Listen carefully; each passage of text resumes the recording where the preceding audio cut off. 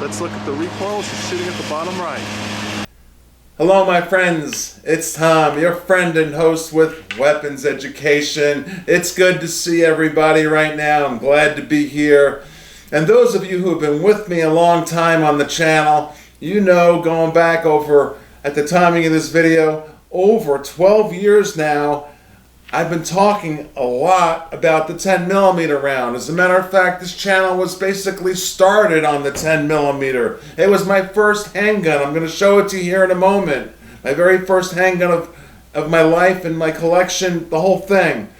And this is a 10mm video, and I'm going to tell you the 5 reasons why everybody wants one, why you want it now. So think in your mind, what are the 5 reasons why you might want a 10mm? I'm going to show you in a moment rounds going from a 380 in power up to the 10mm. Because generally speaking, in mass-produced firearms, we start with the 380 for semi-automatic. I know they make 22s, of course, but we're going to start with the 380. And we're going to go up to the 10mm, and of course I know they go to 50 AE, the boutique Desert Eagle. You know, we've got that, we've seen it on the channel, but we're going to talk about 380 up to 10mm, all those major rounds. So we're going to look at those close up, we'll chat about them a little bit, and then we're going to focus on the 5 reasons why you really want a 10mm, specifically on everything that's going on right now. So think of the top 5 reasons why you want one. And please thumb up the video. It means a lot to me. I'm feeling good. I'm glad that you're here. I feel really close to everybody. We're American patriots on this channel. We all love the United States of America. We all care about our country and our friendships with our neighbors and each other. And that's why this channel has a special group of people. And I thank all of you for that. So, with that said, let's talk about the 10mm, the top 5 reasons why you want one if you don't have one yet. Let's do that right now. Let's move on. In this segment, let's talk about different calibers, starting with the 380. And I want to mention double tap because we're talking about 10mm in this video. That's the focus, that 10mm caliber. Why is it so awesome? Why is it so powerful? And, you know, we know Jeff Cooper had a lot to do with developing it. I'm not going to get into the whole history. I've done that dozens of times on the channel. Right now is a brief overview of the 5 reasons why you want a 10mm, but I'm really looking forward to everyone's comments. You can talk about the 1986 Miami shootout and things like that. I've done videos on all that, on how the 10mm came to fruition. But right now, see, on the left-hand side, well, first of all, I have double tap right here. And the reason why I always talk about double tap is because, like I said, my first gun was a 10mm, and it's a Delta Elite. You'll see it here in a moment. And simultaneously, at the time, double tap was the only manufacturer that was really specializing in that ammunition, making the hottest rounds of 10mm. That's what built double tap. They built it on the 10mm, their whole company. And still to this day, of course, that's their backbone, is the 10mm. So I just love the company Double Tap. And I know there's a couple of other good ones out there, but I like focusing on Double Tap when it comes to my semi-automatic ammunition. So let's start on the 380 on the left. And I'm just going to zoom in for people who are new to firearms, because this helps them a lot to, you know, to just look at the different ammunition and the calibers and the size difference. So on the left is a 380, which is, you know, an awesome round, and then with a longer cartridge is the 9mm right next to it, and then right next to that, the third one to the right, is the 40 caliber, which I recently did a video on how that caliber is so awesome. It's actually a shortened 10mm, very high pressured round, a very high pressured round. And next to that, look at that big fat stouty 45 caliber. And then we had the 357 SIG, and I wanted to put that in there because that's one of my upcoming videos. Is I want to talk about the 357 SIG round, on how important it is to have one of those pistols also. While we can get these things, just think about it, how quick things are changing in this country. You want to get these things while they're available, readily available. And that's one of the top 5 reasons why you want a 10 millimeter. I'll get to that in a moment. Now on the right is the 10 millimeter. So there you can see kind of a little bit of size difference in each caliber. Now I'm going to sit down and I'm going to put 3 pistols on the beautiful table here, and we'll talk about that and we'll move on. Let's do that right now. Alright, right now in this segment I've got a couple of the 10 millimeters that I own from the collection out. 3 are probably my favorites. I would say they're definitely some of my favorites. And we're going to zoom in on those in a moment. I wanted to mention, obviously I'm sporting something really cool here. Anyone who has a shotgun, you probably all know by now, I'm the owner and founder of Weapons Education Holsters.com right here. WeaponsEducationHolsters.com, and that's right on the screen right here. I'm the only guy in the nation, in the world for that matter, that uses full bridle leather, full grain leather, the highest quality 14-ounce leather, the most expensive leather you can purchase to make holsters. So I wanted to mention that. This is what's called a bandolier. It holds 45 12-gauge shells, and it's designed, it's been in a couple of movies now too. This design, because it spins in a circle. But you want one of these. The link is below, and your name goes here if you desire, and it pivots and all this stuff. But this is not a video on leather, but I just wanted to show you, while we're talking about 10 millimeters, a way to sport your 10 millimeter is this design here. Has been one of the top sellers that I personally created. This design is a holster within a holster. It's called a pivot, and you see you wear this as a shoulder holster. And this, if I'm a righty, is under my left arm. It attaches to a really good high quality belt, which I have also. The link is below, WeaponsEducationHolsters.com. And you want one of these while we're making these puppies, because this is as good as it gets. And that's how you want to sport your 10 millimeter. A lot of guys are getting my shoulder rigs for their 10 millimeters because they're hunters. The 10 millimeter is known to be used by hunters worldwide, and I'll get my pen here, worldwide. And I've seen videos of 10 millimeters taking some of the biggest game down in Africa, and that's like a competition they do over there. They're only allowed to use their 10 millimeter pistol, and I think it's really a cool idea for hunting. It makes it more challenging. And in the States also, a lot of people use the 10 millimeter for hunting. So imagine what it will do to a giant, crazy, monster, crazy person that they're on, these psycho drugs that they're on. You want a 10 millimeter, all right? That's one of the reasons. I made that one up just now. But with all that said, check out Weapons Education Holsters, and don't forget, I'm the main guy for safes and vaults in the nation. WeaponsEducationSafes.com. Right behind me is the link, WeaponsEducationSafes.com.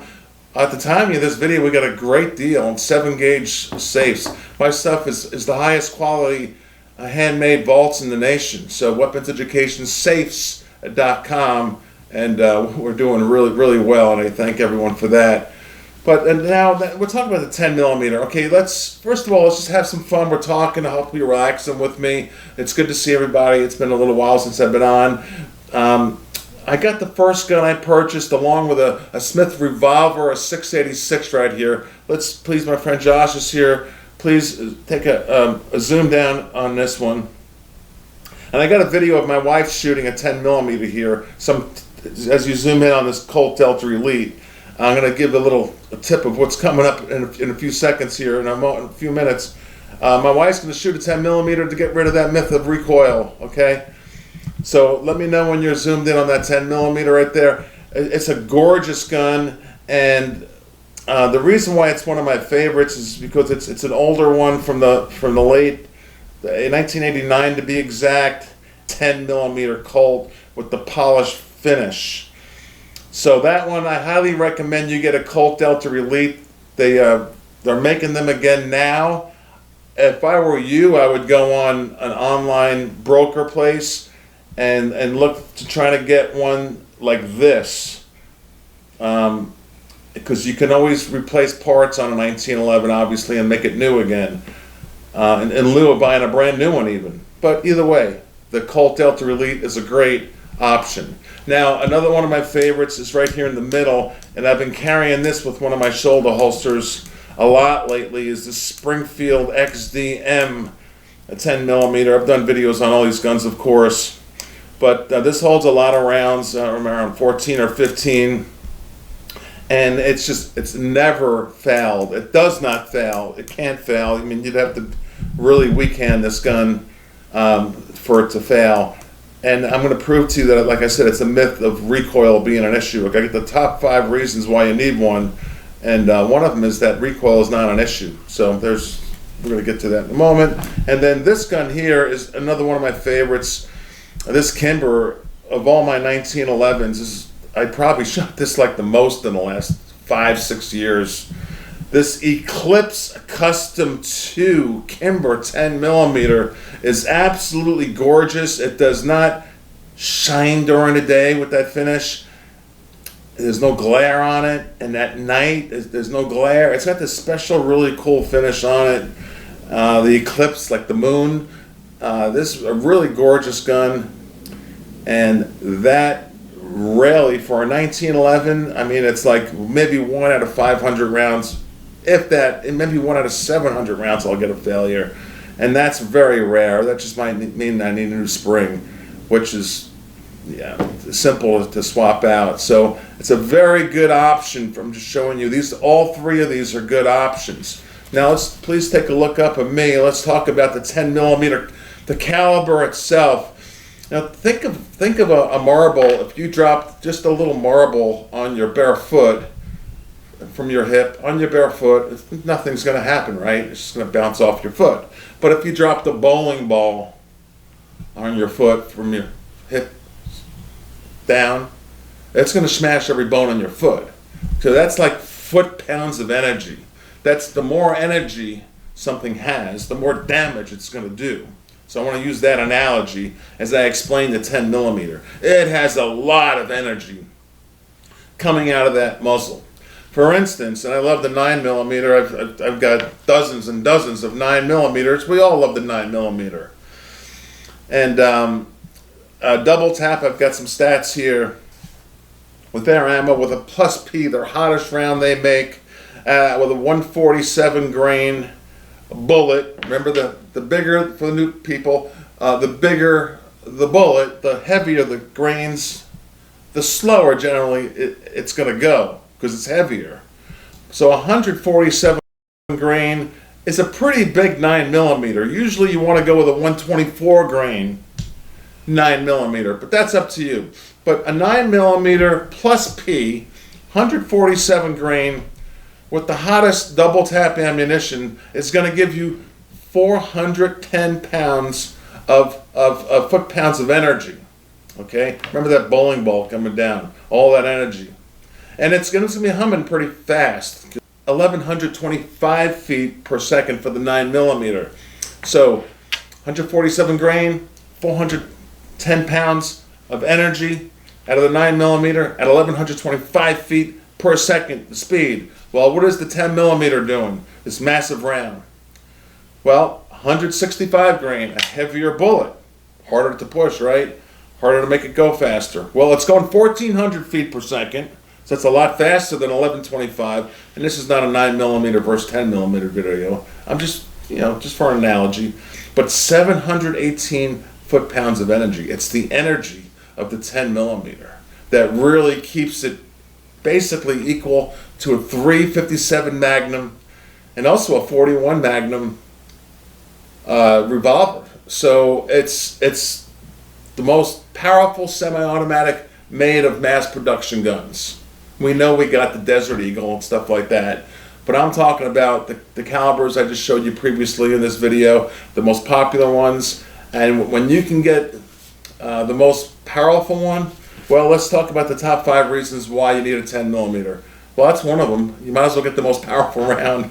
But let's talk about recoil right now. And I want to talk about recoil is not an issue, because everyone always says, oh, well, the 10 millimeter's got a lot of recoil, and that's just too much for me. Well, my wife's about 125 pounds, small frame girl, and here she is, first shooting a 45, the 1911, and then she's going to shoot Glock 20. Okay, and just look at her hand. She handles it perfectly. Let's look at that right now. Okay, she's got the Smith & Wesson E-Class 1911 45 ACP. Let's look at the recoil. She's shooting at the bottom right. Okay.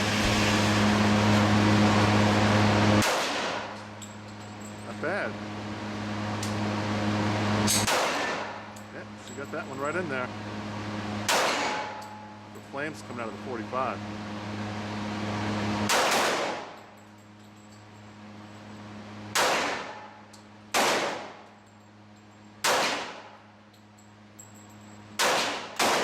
Alright, it's empty.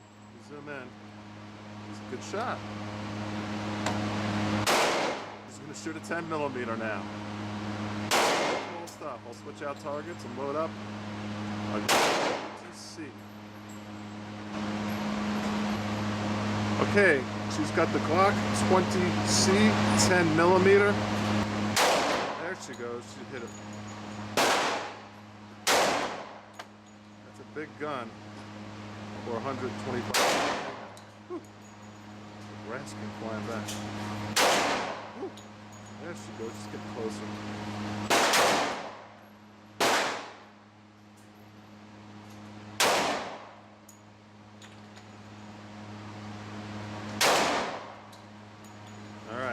She's empty. Now we'll talk about the recoil on this. She had a couple more close ones down the top left. But she had one nice group there, as you can see. She did get a good group. So there you go, guys. Recoil is not an issue. My wife does prefer the Kimber 1911 10 millimeter. It's her preferred 10 millimeter. Well, I have 15, 18, 10 millimeters. She does prefer the Kimber. So that's a good option for you if you think. Dan Wesson's a good option also. Number 2 reason. Okay, so one is recoil is not an issue. Number 2, they're easy to obtain a 10 millimeter because so many manufacturers make them now.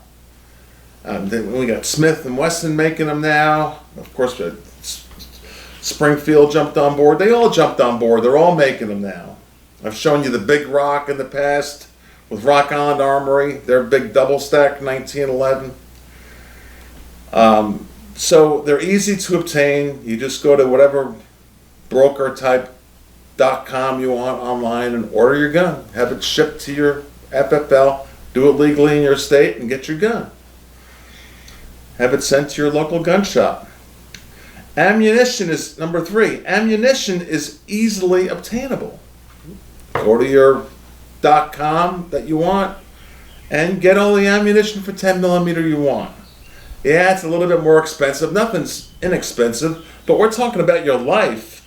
And if you're going to carry a pistol in this crazy day and age when people are wearing body armor, when things are getting really real out there as far as a lawless society of major cities being totally lawless, I think you may want to have the most powerful semi-automatic made. Get acclimated to it.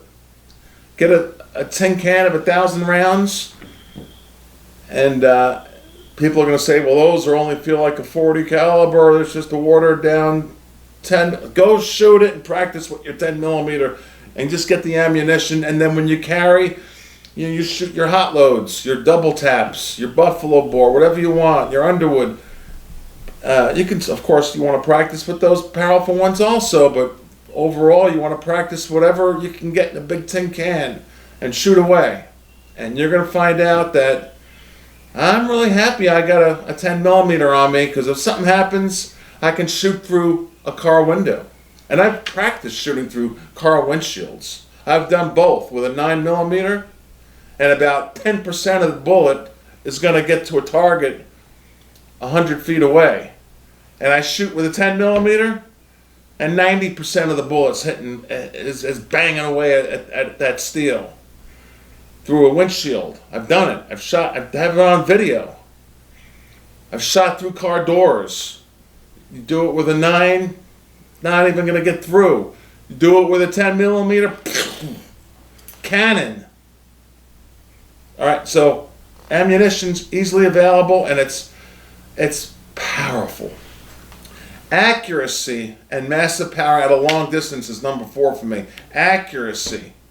Now, if you're shooting at a situation where you're up against it, you have to save your life, and the bad guy is, say, 100 feet away, 150 feet away, you got great accuracy with the 10 millimeter. I know you have great accuracy with the 9 also, of course.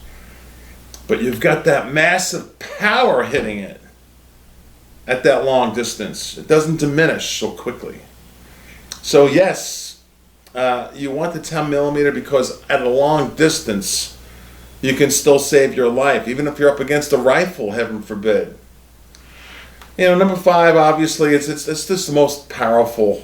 It's, you know, joking around, people call it, it's for hunting dinosaurs, it's for taking down almost anything on Earth. You know, people say stuff like that. It's, you know, well, it's not for elephants, and it's not for, you know, maybe a grizzly bear, maybe.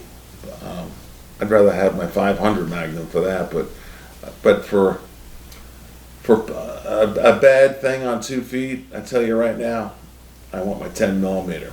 And this has always been a 10 millimeter channel. Let me know what you think. It's just good to see everybody again.